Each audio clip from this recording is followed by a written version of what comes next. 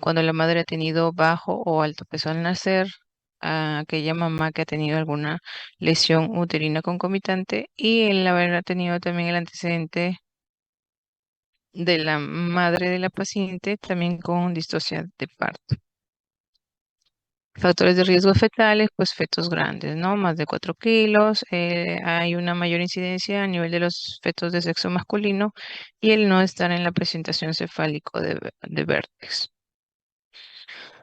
Ahora, factores de riesgo, si hablamos a nivel médico, el uso de la inducción. El uso de inducción durante el trabajo de parto constituye un factor de riesgo y lo que habíamos ya mencionado al inicio, ¿no? El tema de los litigios, hay un ambiente un poco, algunos pacientes familiares ejercen amenazas con los médicos y por ahí pues se toman algunas decisiones eh, mm, a favor de las quejas o reclamos de los familiares o los propios pacientes, ¿no? Factores del médico, bueno, que el médico que trabaje solo o que tenga alta tasa cesárea, como ya lo mencionamos, por conveniencia clínica, pues para un tema económico. Las tres P's de las causas de distocia son la potencia, el producto y la pelvis. Cuando hablamos de la potencia nos estamos refiriendo al vehículo y a esto se le conoce como distocias dinámicas. Se van a producir anomalías en las fuerzas expulsivas. La siguiente P, que es del producto, el pasajero o el feto, hablamos de distocias fetales y van a ser alteraciones ya sea en la presentación, posición o el desarrollo fetal. Y por último, la tercera P, que es la pelvis, el canal del parto, se le conoce como distocias pélvicas y son las diferentes alteraciones que hay en la pelvis materna que puedan no favorecer el trabajo de parto normal. Entonces no olvidemos las tres P de las causas de la distosia. Vamos a ir desglosando cada uno de ellos. Empezamos con los problemas de la potencia. Aquí hablamos trastornos en la contractilidad uterina, múltiples marcapasos uterinos, malformaciones uterinas, infecciones uterinas que alteran. Cualquiera de todos estos factores alteran a que se produzca una contractibilidad uterina adecuada. Y como otro factor en cuanto en relación a la potencia es la falta de fuerza para ya durante el trabajo de parto en periodo expulsivo, ¿no? Que la fuerza para empujar y acá hay un agotamiento materno, puede haber o no una discapacidad de la madre o el uso del bloqueo, ¿no? El bloqueo epidural pues también puede ser causa o generar alteración de este trabajo de parto. Dentro de este punto de la potencia, vamos a ir evaluando las diferentes distocias dinámicas. Para poder hablar de las alteraciones de la normalidad, hay que tener en cuenta cuáles son los parámetros, ¿no? Normales. Entonces, si hablamos de la contracción uterina, tiene una frecuencia de 3 a 5 contracciones en 10 minutos, una intensidad de 30 a 50 milímetros de mercurio, una duración normal de 30 a 90 segundos y un tono basal de 8 a 12 milímetros de mercurio. Entonces, pueden haber distocias cuantitativas por exceso o por defecto. Si hablamos por defecto, nos encontramos frente a la hipodinamia. Y esto puede ser primaria o secundaria.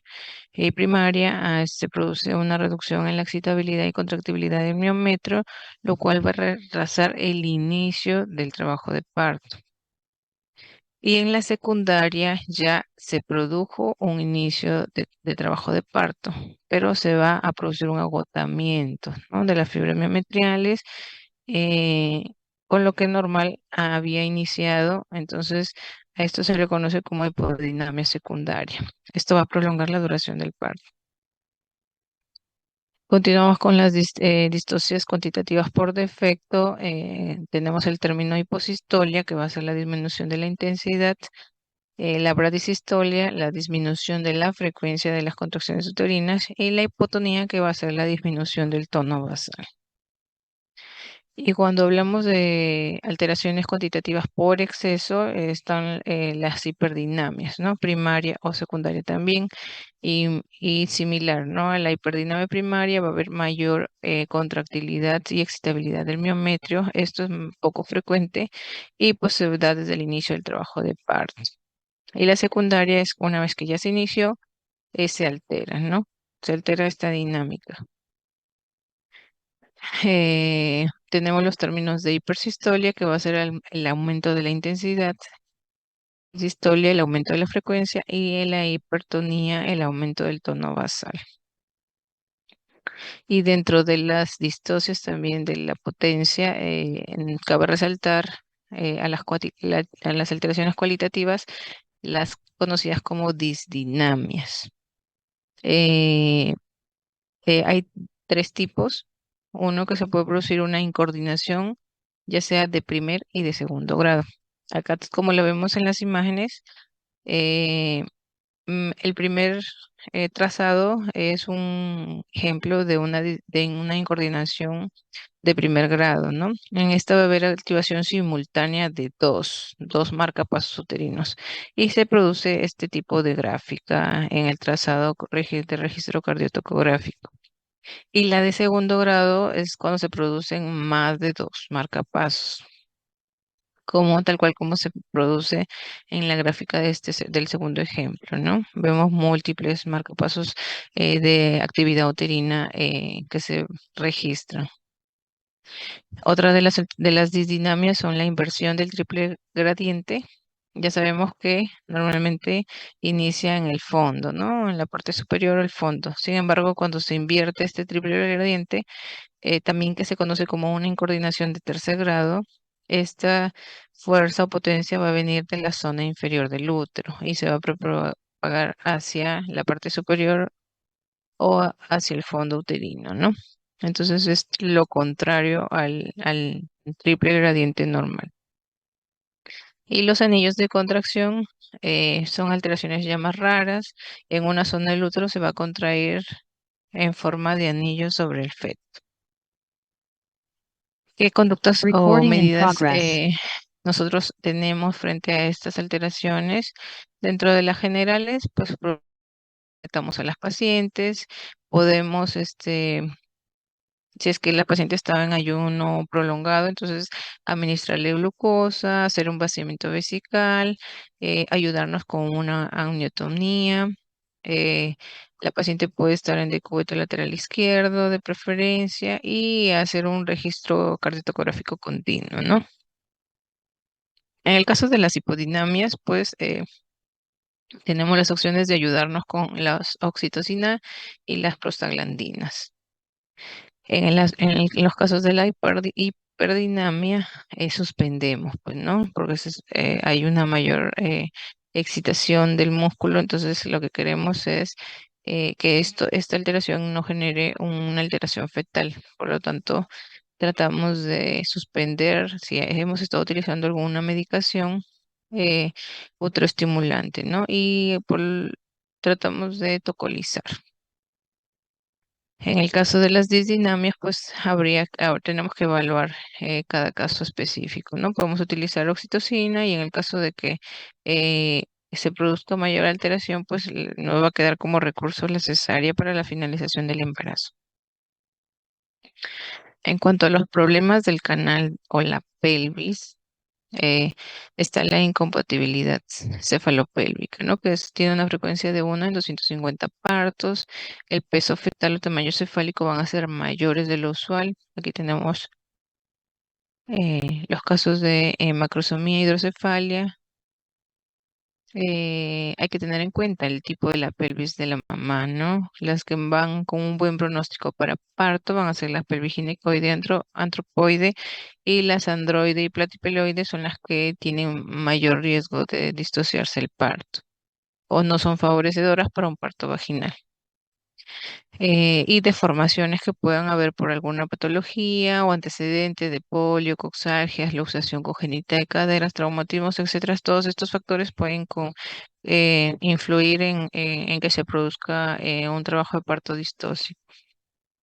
Ya aquí lo hemos mencionado, que la pelvis platifemoide pues tienen alta tasa de distosia. Eh, es más, el androide pues ni siquiera debería tener indicación para parto, ¿no?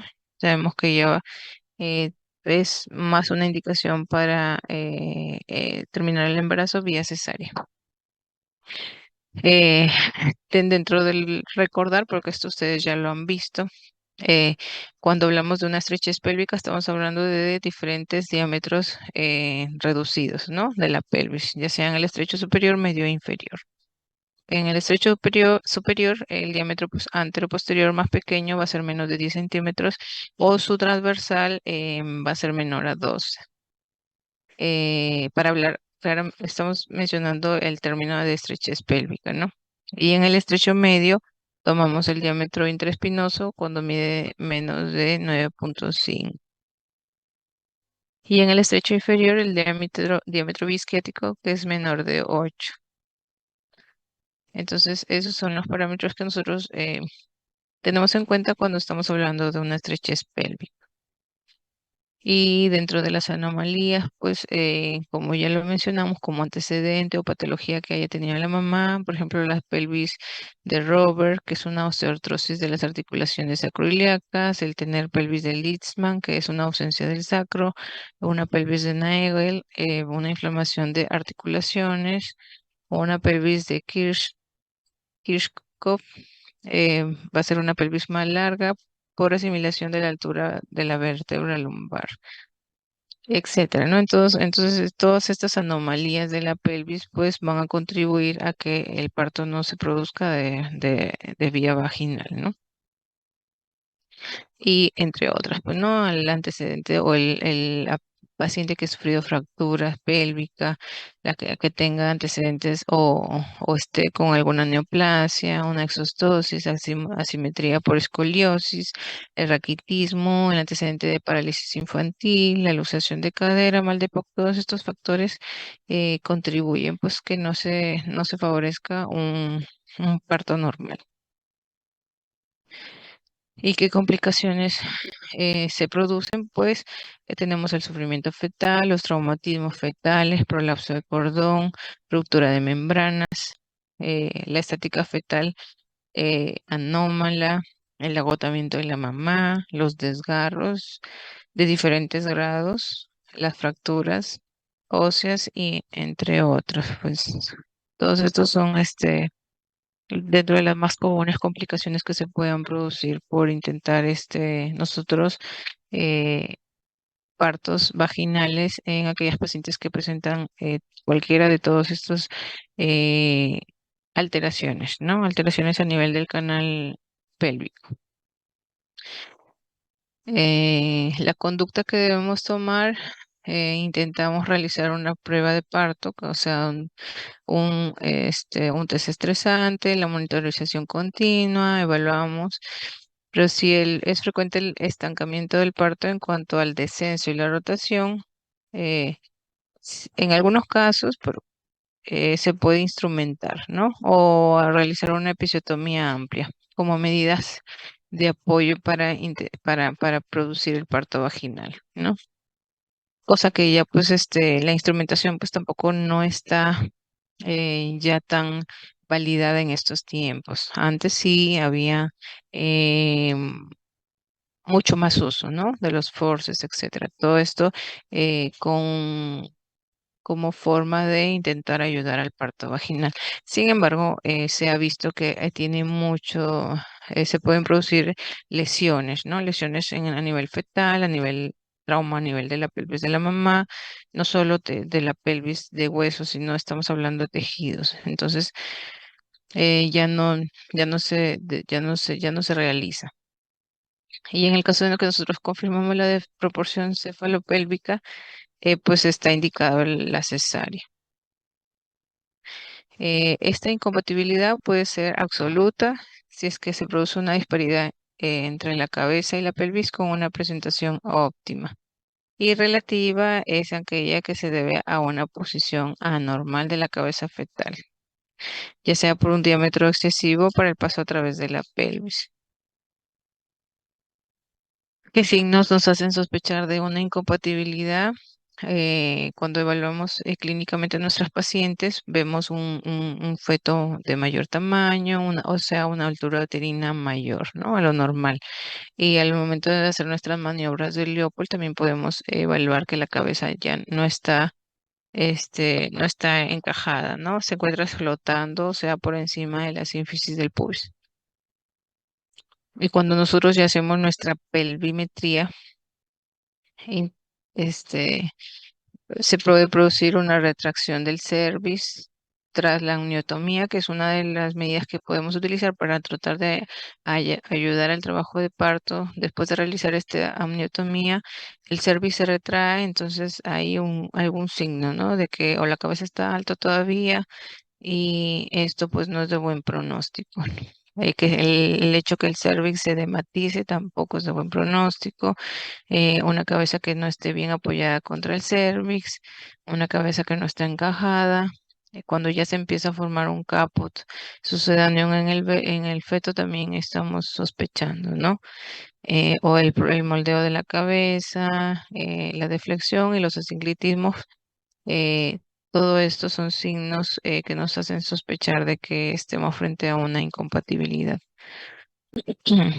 ¿Qué consecuencias y complicaciones trae? Pues que se pueda producir una hiperdinamia o hipodinamia uterina, que haya un retraso o detención de la dilatación, el descenso, se puede producir la ruptura precoz de las membranas, se puede prolapsar el cordón, sobre todo si la presentación está alta todavía, como complicación una infección amniótica y las famosas lesiones fetales.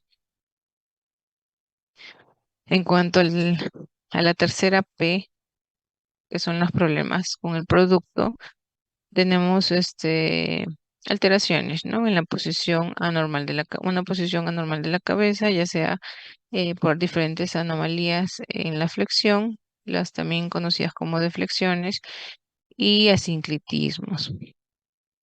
Anomalías en la rotación encefálica, ya sea el occipito posterior o el occipito transverso bajo.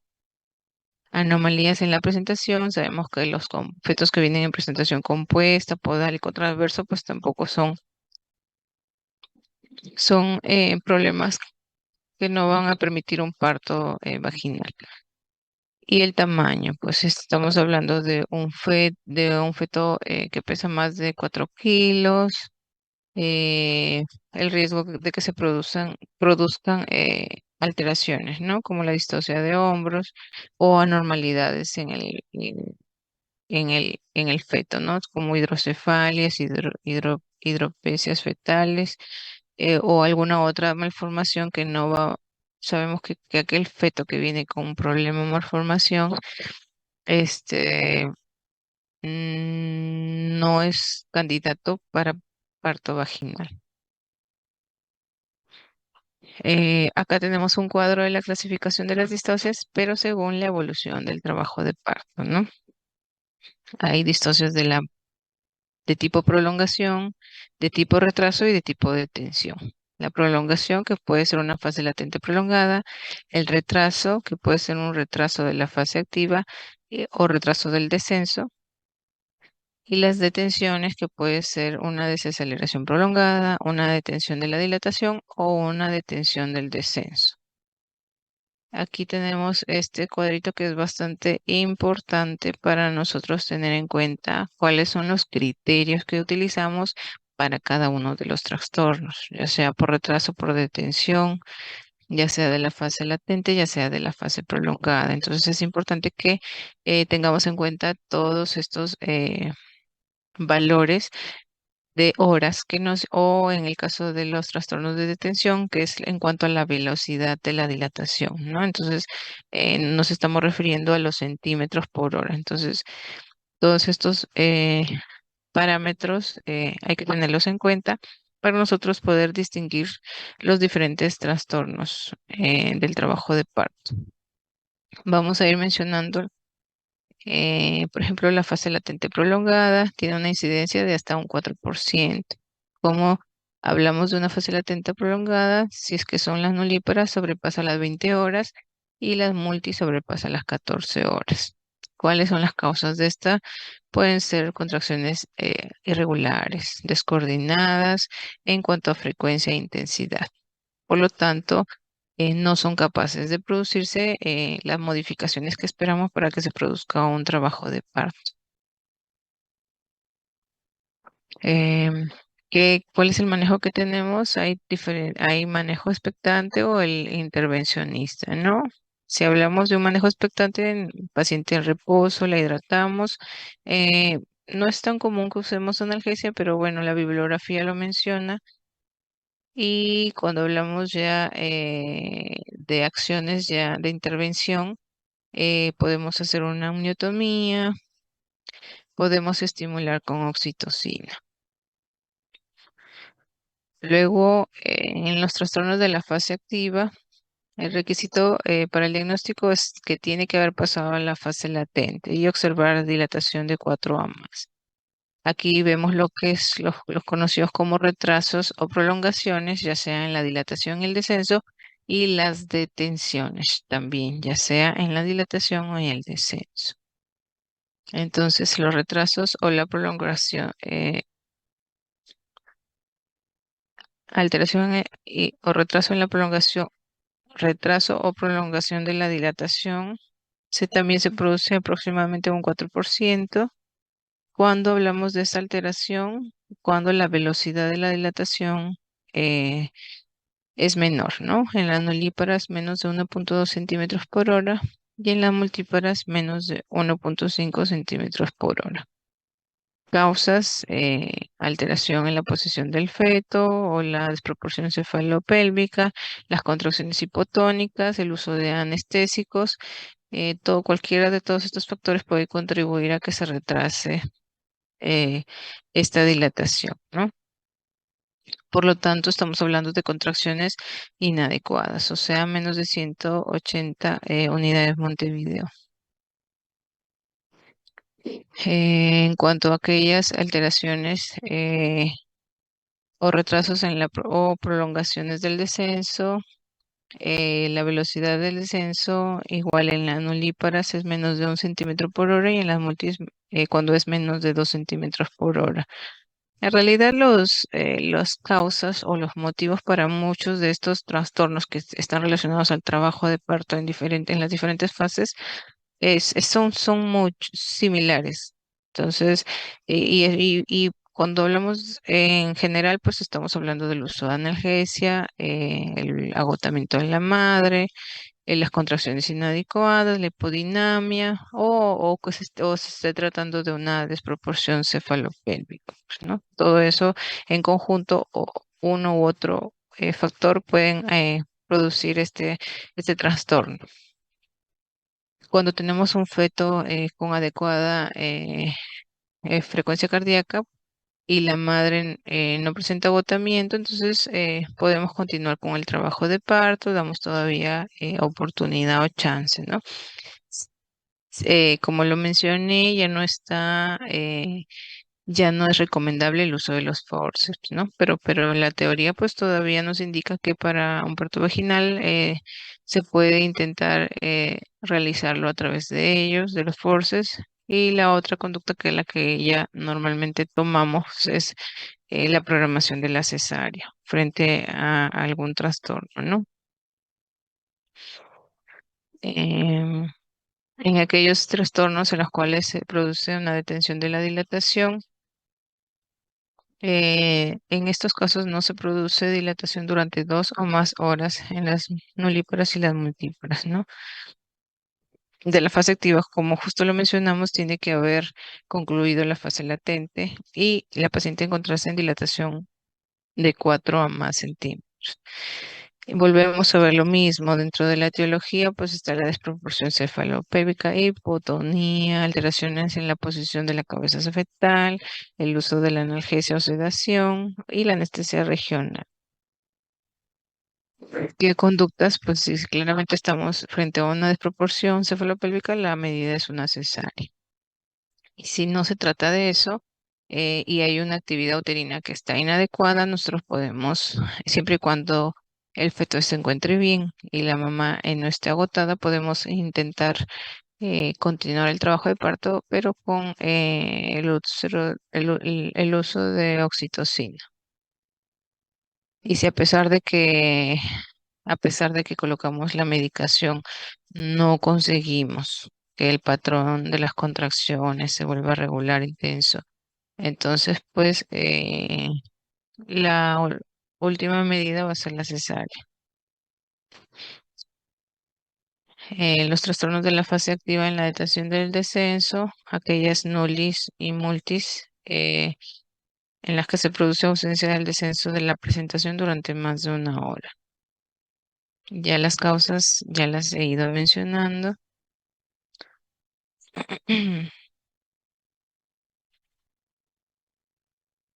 El tratamiento es similar a lo que ya hemos mencionado. Si la frecuencia cardíaca está normal, entonces podemos seguir estimular, perdón, con oxitocina.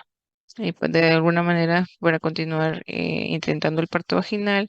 Y si esto no funciona o no es un feto que esté estable, que tenga una frecuencia cardíaca normal o una madre estable, entonces se opta por la vía del parto cesárea.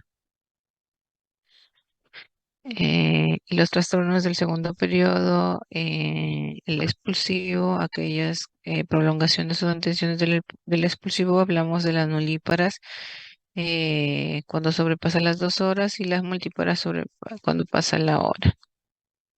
Son las mismas causas que ya hemos mencionado. Y el tratamiento, pues vamos a vigilar, hacer una vigilancia ya más estricta porque sabemos que ya estamos en la fase expulsivo, hidratar a la paciente, algún apoyo psicológico, vigilar continuamente al feto.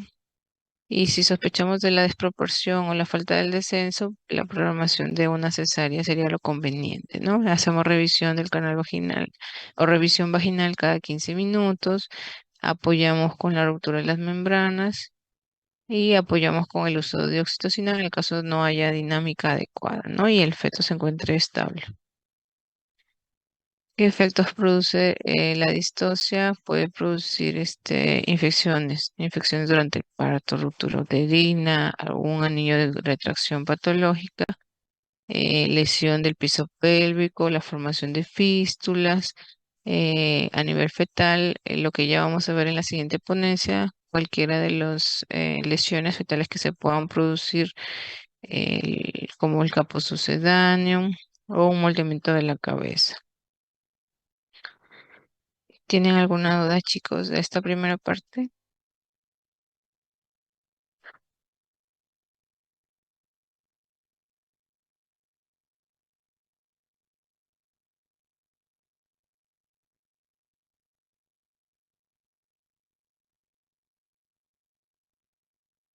Sí, doctora, todo ha estado muy claro. No escuché, disculpa. Todo ha estado muy claro, doctora. Ah, ya, muchas gracias.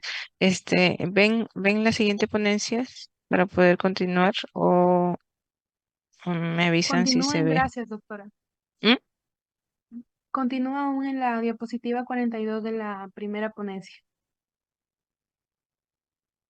No, no ven, entonces no se mueve. No, doctora, creo que tiene que A dejar ver, de un proyectar y ratito. volver a proyectar.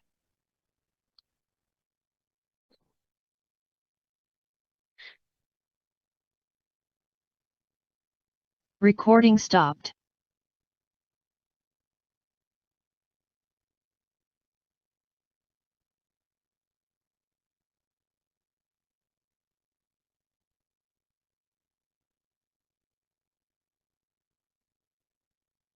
A ver, Recording in chicos, ahí progress. ya se ve la ponencia.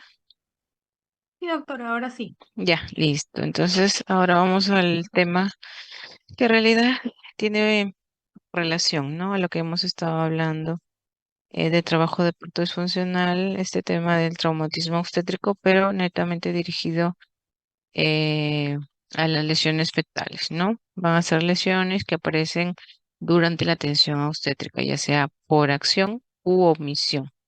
Y estas pueden presentarse a nivel de la madre, del feto o en ambos.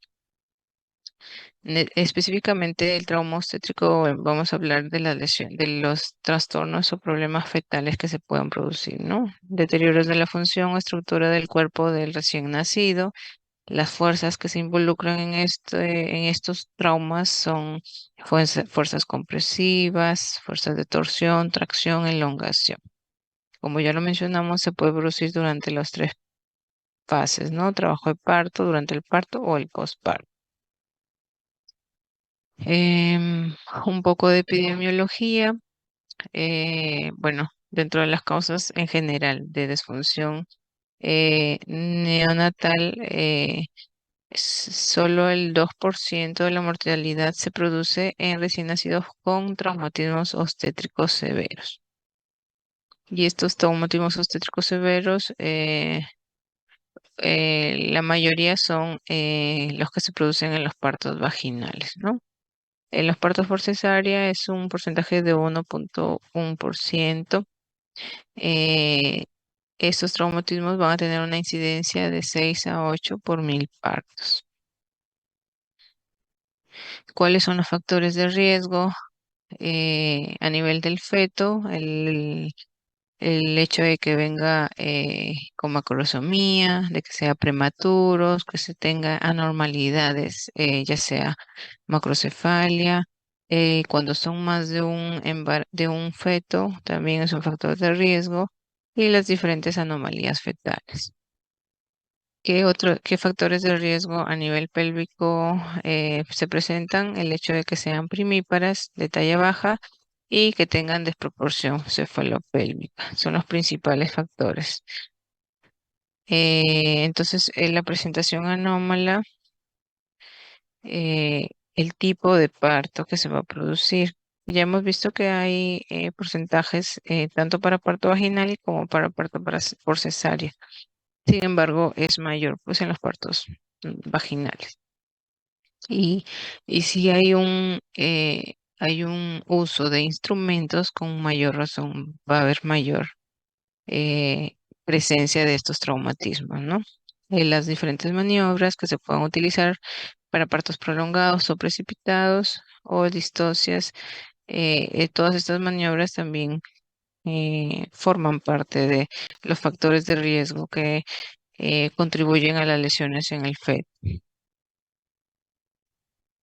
Eh, son varios tipos de lesiones que vamos a revisar.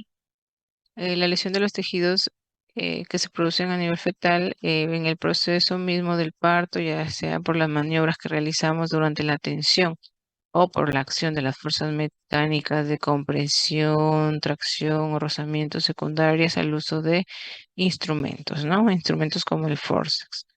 El feto puede presentar lesiones a nivel de tejido blando, lesiones extracraneales, lesiones intracraneales, lesiones óseas, neurológicas, abdominales. Empezamos por lesiones de piel. Tenemos pues las laceraciones, que es la lesión más común asociada a cesárea. El lugar más frecuente es a nivel de cuero cabelludo y cara, y pues son más frecuentes en los casos de cesárea urgentes. Estas lesiones se producen por el uso del bisturí, ¿no? Cuando hay una premura por sacar al bebé, por algún compromiso fetal que esté teniendo, quizá, pues ahí hay un tema del cirujano que pues puede llegar a producir estas lesiones a nivel del feto. En los casos profundos se sutura y en los casos superficiales se les coloca cintas adhesivas, ¿no? Ya eso se encarga el neonatólogo. Como ya mencionamos, pues los lugares más frecuentes pueden ser cuero cabelludo, glúteos, muslos, carita. Las petequias. Las petequias también son lesiones que se van a producir a nivel de la piel por la presión intratorácica y venosa en los fetos que hayan tenido circular de cordón y sobre todo ajustado o en aquellos fetos que tengan algún trastorno de trombocitopenia. Normalmente estas petequias no requieren ningún tratamiento. Las equimosis se resuelven a la semana de vida. Son raras las que puedan causar anemia y shock, ¿no? Que son realmente ya complicaciones de estas equimosis. Y la reabsorción de estas mismas pues puede producir hiperbilirrubinemia en los fetos. Dentro del origen, pues es en el caso de los fetos prematuritos o aquellos que nacen en partos rápidos o precipitados. Otra de las alteraciones es la necrosis grasa subcutánea. Esta necrosis grasa subcutánea son lesiones induradas, circunscritas, se presentan más en fetos macrosómicos, aquellos que se utilizó forceps hubo un parto prolongado. Esta necrosis grasa va a estar unida a la piel subyacente y no a los tejidos profundos. Es de tamaño variable, consistencia firme, van a ser bien delimitadas, no dolorosas. Las zonas de mayor presentación son las mejillas, cuello, espalda, hombros, brazos, glúteos, muslos. Y pues tienden a desaparecer, ¿no? De 6 a 10 días de edad. En cuanto ahora al grupo de las lesiones extracraneales, tenemos el caput sucedáneo, que va a ser una inflamación edematosa del cuero cabelludo por encima del periósteo. Esta colección serosanguínea lenta, subcutánea y extraperióstea se extiende a través de las líneas de sutura y por lo tanto está mal delimitada. Aparece al nacer y se resuelve a los días. Normalmente solamente se observan, ¿no? No requieren mayor tratamiento y es rara las veces que se complica. Otra de las lesiones extracraneales están el cefalohematoma, que ya va a ser una acumulación hemática subperióstica sobre el grueso parietal. En este tipo de lesión se va a producir la ruptura de las venas del cráneo durante partos prolongados. El feto se manifiesta como clínicamente de consistencia dura, limitada, va a estar circunscrita a las suturas. Es dolorosa y no suele aparecer al momento del nacimiento, sino al segundo o tercer día postparto. Esta inflamación no cruza las líneas de sutura y es más frecuente que sea unilateral derecha. El tratamiento igual es expectante. Desaparece sin tratamiento porque se produce una reabsorción espontánea que se puede producir de 1 a 2 semanas, ¿no? En casos raros de complicación de este tipo de los cefalomatomas, pues puede ser causa importante de anemia e hiperbilirrubinemia, ¿no? Por la absorción. Un gráfico de comparativo, ¿no? Porque siempre esto es tema de exámenes en cuanto a las diferencias entre caput succedaneum y cefalohematoma. Ya lo hemos mencionado, el caput se va a definir como un edema de tejido celular subcutáneo. Sin embargo, el hematoma es una hemorragia superior. El caput suele aparecer al inicio del parto y el cefalohematoma a horas posteriores o incluso 1 o 2 días después.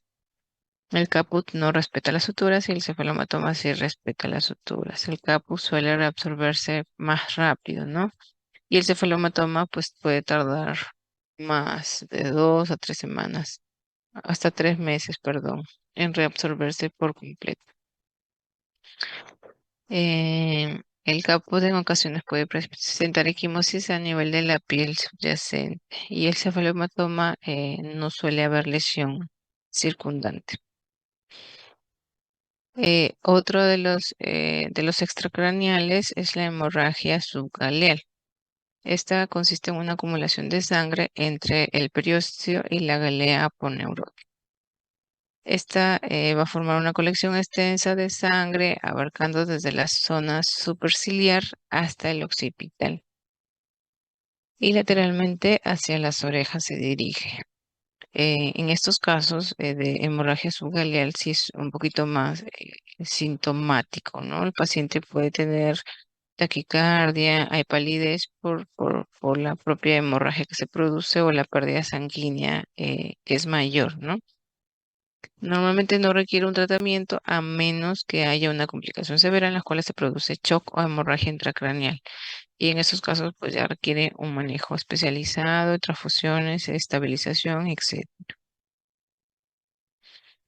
Dentro de las lesiones intracraneales está la hemorragia subdural, que es la más común. Esta se ubica entre la dura madre y la membrana aracnoides.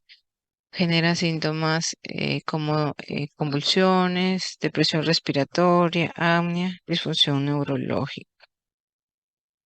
Y luego tenemos la hemorragia epidural. Es más rara y se presenta entre la dura madre y la tabla interna del cráneo. Igual dentro de los síntomas neurológicos puede haber aumento de la presión intracraniana y por lo tanto tocamos la fontanela del bebé abombada. Otro tipo de hemorragias que se producen dentro del cráneo son la subaranoidea y la intraventricular. Ya esos son más raros, ¿no? La sucaranoidea se produce la ruptura de las venas puente del espacio sucaranoideo, genera síntomas neurológicos, convulsión, depresión respiratoria, apnea. En, en los casos que es muy grande, en esos casos pues se prefiere una hidrocefalia poshemorrágica. Y el último tipo de hemorragia intraventricular, perdón, el último tipo es la hemorragia intraventricular, que está asociada más a prematuridad o como parte de una lesión producto del nacimiento, ¿no? En aquellos casos que haya ausencia de trastornos de la coagulación o de asfixias severa, se suele resolver de forma espontánea. Luego de otro tipo de las lesiones que se pueden producir a nivel del feto están las fracturas. Y los factores de riesgo, las causas son la distosia de hombro, los partos podálicos y el hueso que más eh, lesión tiene es el hueso, la clavícula, ¿no? Como tiene mayor incidencia de fractura. Luego también hay lesiones a nivel del húmero, del fémur o del cráneo. Las fracturas craneales, la lineal, el tipo de fractura lineal es la más frecuente. No se asocia a depresión ósea, tampoco requieren tratamiento, se resuelven espontáneos. Otro tipo de fractura craneal es la fractura deprimida. Y en ella sí hay una asociación a utilización de instrumentos como los forces o a la desproporción céfalo-pélvica. En estos casos, pues sí requiere un manejo más especializado para evaluar de algún trastorno neurológico o signos de hematoma con hipertensión endocraniana. Y otro de los tipos de fracturas son las osteodiástasis occipitales, que ya son un tipo de fractura o de hundimiento craneal congénito, también conocida como fractura en pelota de ping.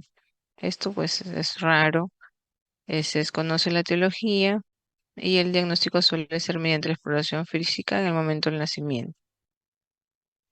Entonces, esos son los tipos de lesiones a nivel del cráneo. Otros de los huesos que suelen ser afectados son el húmero, el fémur, son menos frecuentes, ¿no? Y las causas, pues, son fetos que vienen en presentación pélvica y con brazos extendidos. Aquí, pues, se produce una tracción con rotación simultánea del brazo. Eh, ¿Qué signos nos da esta fractura?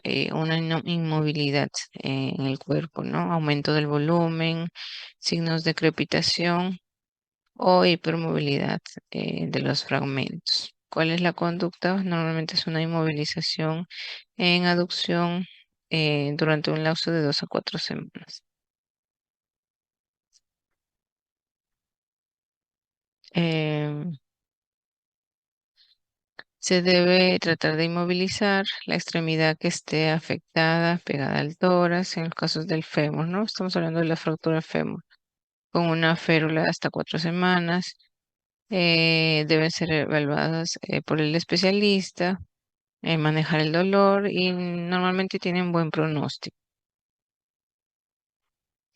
En el caso de la fractura de clavícula que mencionamos que era el hueso que más incidencia de lesión tenía, el neonato puede presentarse autoparálisis del brazo correspondiente, un reflejo de moro asimétrico, una crepitación a la palpación. Las fracturas en tallo verde incompletas pueden pasar desapercibidas porque no afectan la movilidad. A los 7 días alrededor se produce un callo óseo hipertrófico, el pronóstico es bueno y la recuperación también. Solo se debe realizar una inmovilización de la extremidad en algunos casos. No en todos se inmoviliza y se da manejo del dolor. Ya este tipo de fractura realmente es ya muy rara, ¿no? Las lesiones, fracturas faciales o mandibulares, clínicamente se manifiestan como asimetría facial, deformación del cráneo facial, equimas, edema, crepitación, y pues necesita un tratamiento especializado. Eh, Otra de las lesiones que se producen en el trauma, en el parto traumático, son también lesiones oculares, ¿no? Hemorragias de retina, conjuntivales, que son las más comunes y se resuelven, ¿no? Se resuelven sin mayor secuela, eh, aproximado de 24 a 48 horas. Solo requerimos de un tratamiento especializado en los casos que se sospeche de lesión ocular. Lesión del conducto lacrimal se puede producir aproximadamente del 0,2% en los partos y sobre todo en aquellos partos instrumentados. Otra de las lesiones extracraneales son la dislocación del septo nasal por una compresión de la nariz en la sínfisis del pubis o promontorio. Entonces la nariz tiende a desviarse.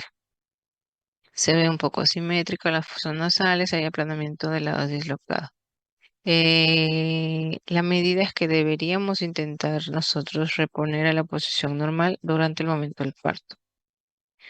Sin embargo, si la compresión ha sido prolongada, no es posible corregir esto, ya requiere un manejo especializado. Dentro de las lesiones neurológicas hay varios tipos de lesión. Vamos a empezar con la lesión del nervio facial, que suele ser unilateral, puede ser temporal o permanente. Ya hemos dicho que muchas de estas lesiones se producen por partos instrumentados o traumáticos, o sea, el uso de force.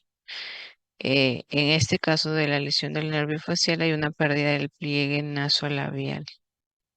Se produce un cierre parcial del ojo e incapacidad para contraer los músculos faciales inferiores del lado afectado, lo cual produce una boca caída, ¿no? Que al llorar se va a inclinar hacia el lado no afectado. Hay una dificultad también para cerrar a nivel del ojo afectado. Si es que no se ha producido las rupturas de las fibras, el pronóstico suele ser bueno, y una recuperación de 1 a 3 semanas. Sin embargo, cuando hay ruptura, pues ya el pronóstico no es tan bueno. lesión del nervio frénico. En estos casos, pues ya es algo más complejo.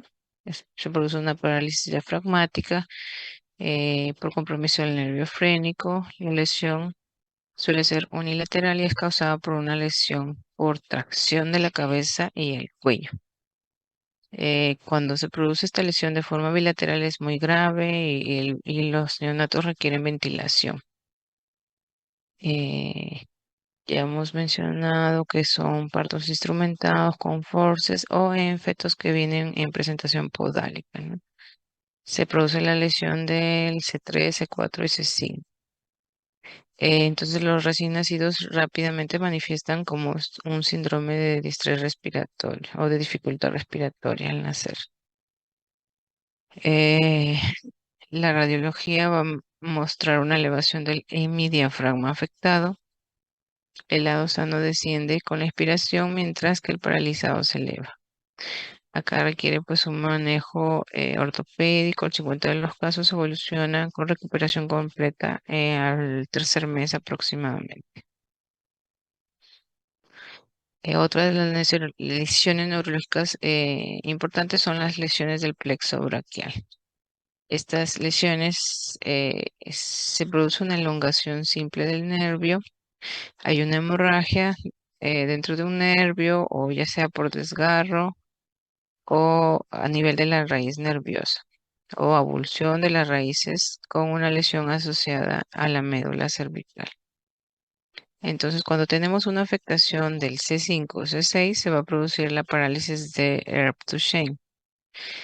El brazo afectado se va a presentar con el codo extendido en aducción y rotación externa.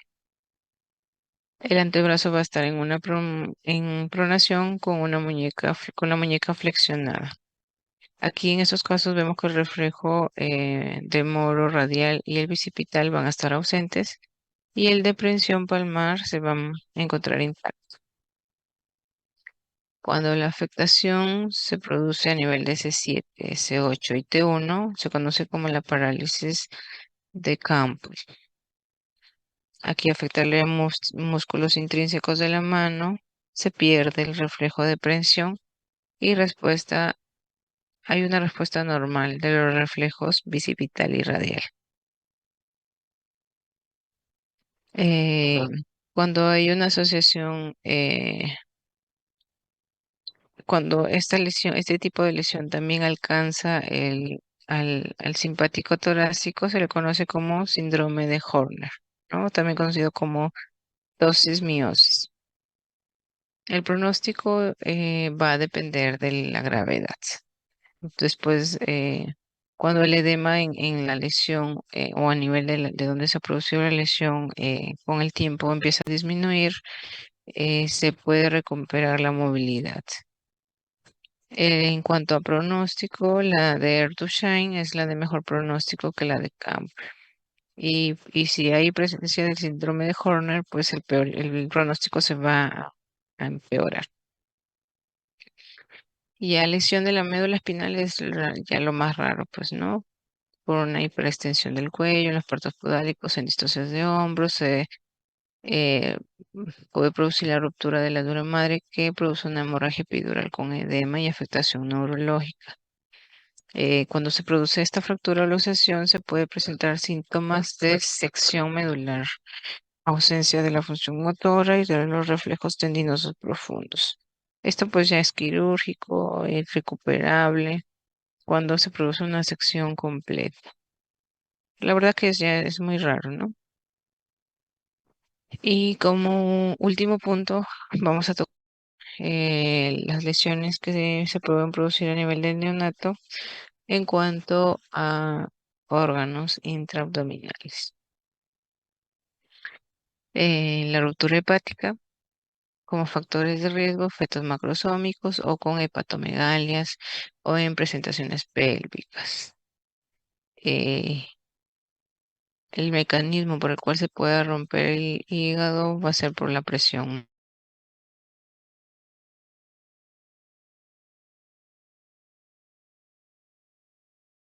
Produzca un hematoma subcapsular. Normalmente cuando se produce este hematoma, pues no hay síntomas al inicio, los primeros días son síntomas muy inespecíficos. Se puede o no palpar una masa en cuadrante superior derecho y vemos que los valores o controles de hemoglobina hematocrito se van disminuyendo.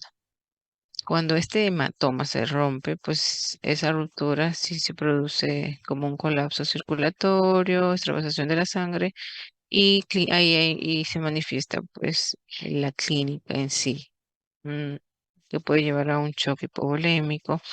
Hay que hacer tratamiento de transfusión inmediata, laparotomía con evacuación o taponamiento, reparación, ¿no? La ruptura del vaso igual tiene similares factores de riesgo, fetos macrosómicos en presentación podálicas o aquel feto que tenía problema de eritroblastosis fetal, sífilis congénitas. En estos casos el vaso está friable y grande y es susceptible de romperse, ¿no? Ya sea de forma espontánea o ya sea de forma traumática. Y el cuadro va a ser similar al de la ruptura hepática. Se puede palpar una tumoración, en la radiografía se puede encontrar un desplazamiento de la burbuja gástrica y el manejo es similar a lo que ya hemos mencionado en los neonatos que se produce ruptura hepática. La ruptura de las suprarrenales ya es poco frecuente, ocasiona una hemorragia que es subclínica, es raro que se produzca una hemorragia masiva. Estos fetos suelen ser macrosómicos, hijos de madres con diabetes, en presentación podálicas, con sífilis o partos distóxicos, ¿no? Su manifestación va a depender del grado, la extensión de la hemorragia y los síntomas propios de la insuficiencia de las suprarrenales, ¿no? Igualito se puede palpar alguna masa tumoral a nivel del abdomen. eh, Se suele resolver espontáneamente, rara vez requiere transfusión o cirugía. Pero si en el caso clínicamente hay una afectación hemorragia masiva, pues ya sabemos cuál es el manejo, ¿no? El reemplazo o transfusión. Se puede usar líquidos parenterales y dar esteroides en el caso de que sí se produzcan alteraciones o síntomas de insuficiencia suprarrenal. En esos casos, pues sí se requiere tratamiento hormonal. Muy bien, chicos. Eh, Esas son las más importantes lesiones fetales que debemos tener en cuenta, ¿no? Como parte del traumatismo obstétrico. ¿Tienen alguna duda? No, doctora, ninguna, todo está muy claro.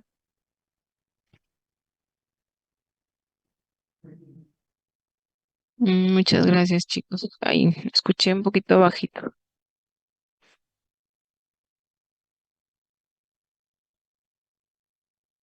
Bueno, si ¿Se me ya no podría tienen enviar el ninguna material, duda y, doctora?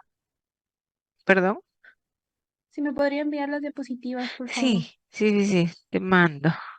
Muchas Ya, gracias. listo. Que Listo, tengan doctora, buenas muchísimas noches. gracias. Hasta luego. Gracias, doctora.